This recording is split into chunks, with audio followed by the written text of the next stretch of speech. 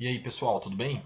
Para quem não me conhece, me chamo Harley Pacheco, sou um dos psicólogos aqui do IPSI e hoje a nossa videoaula vai ser de um tema que ocorre muito aí na sociedade, tá?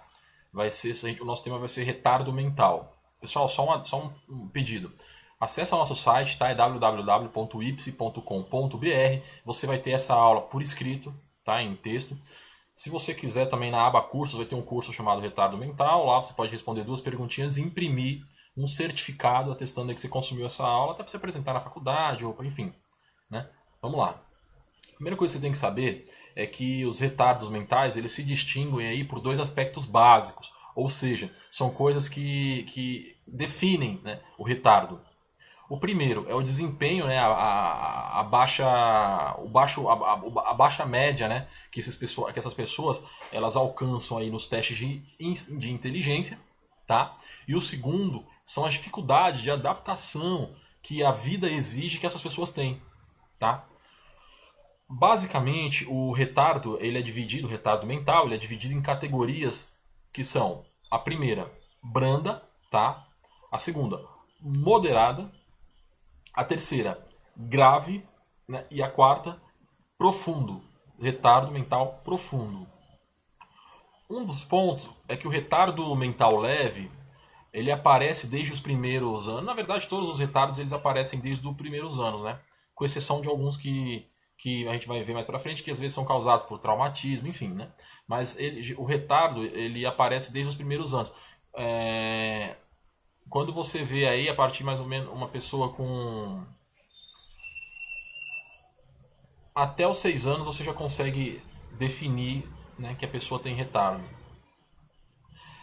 O retardado, o termo é esse mesmo, tá? Não é pejorativamente falando. O retardado, o leve, ele aprende desde os primeiros anos de vida a se comunicar, a cuidar de si, mas a idade de 6 anos eles começam a não acompanhar.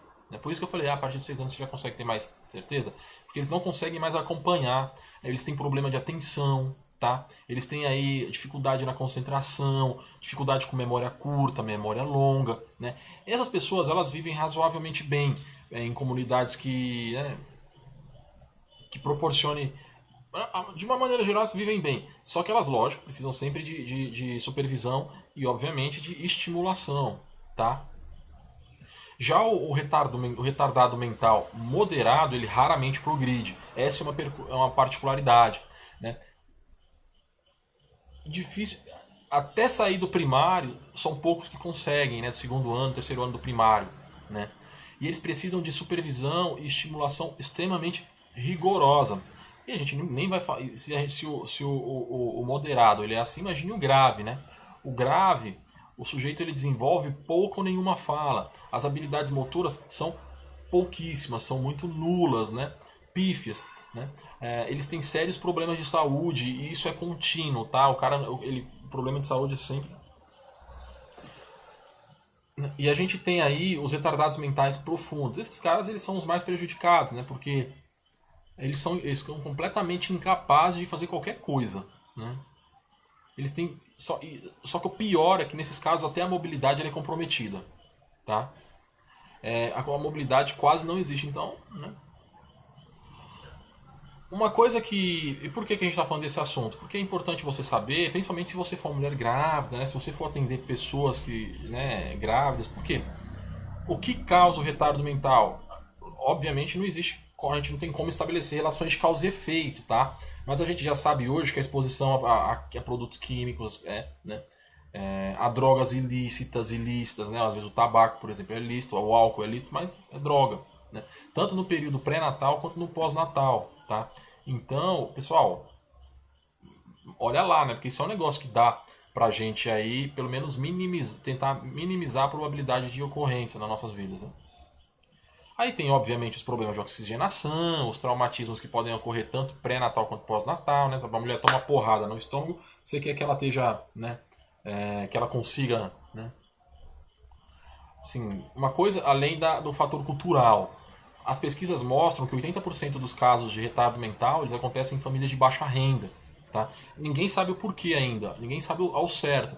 Né? Mas o que aparentemente os indícios que a gente tem é que Porque as famílias mais pobres, né, elas têm menos cultura, elas são mais expostas a toxinas. Você vai ver o cara trabalha no lixão comendo, catando lixo, ou juntando entulho, né? Esses caras eles estão muito sujeitos à depressão, à desnutrição e à estimulação insuficiente. Pô, o cara não tem nem comida, você acha que ele vai estimular o filho, né? Imagina um carroceiro. Pessoal, eu não sou pejorativo, esse não é o objetivo. O objetivo é você mostrar que o fator cultural ele influencia, né? E esse tipo de... O retardo, ele... Principalmente quando ele tem esse fator de cultural, no sentido da família de renda mais baixa, ele se cristaliza, porque o cara não é estimulado, né? Então, esse tipo de retardo, ele parece irremediável, né? Assim, os estudos mostram que é meio difícil você trabalhar com isso, né? De fazer a pessoa melhorar. Porque se você for ver, mesmo o retardado grave, ele pode ser treinado, ele pode ser condicionado, então ele vai conseguir se vestir, vai conseguir se lavar, com muita dificuldade, mas vai conseguir, né? Já o profundo não, né? E principalmente se ele for de uma classe social mais baixa. Bem, pessoal, nessa aula a gente falou sobre o que a gente queria falar. Espero que vocês tenham gostado, tá? A nossa referência é um livro vou até pegar ele para você dar uma olhada, da Psicologia da Papalia, tá? O livro. E a gente tá usando também o da Linda Davidoff. Pode usar, que é muito legal. Beleza? Show de bola, muito obrigado. Se inscreve no canal. Beleza? Show de bola.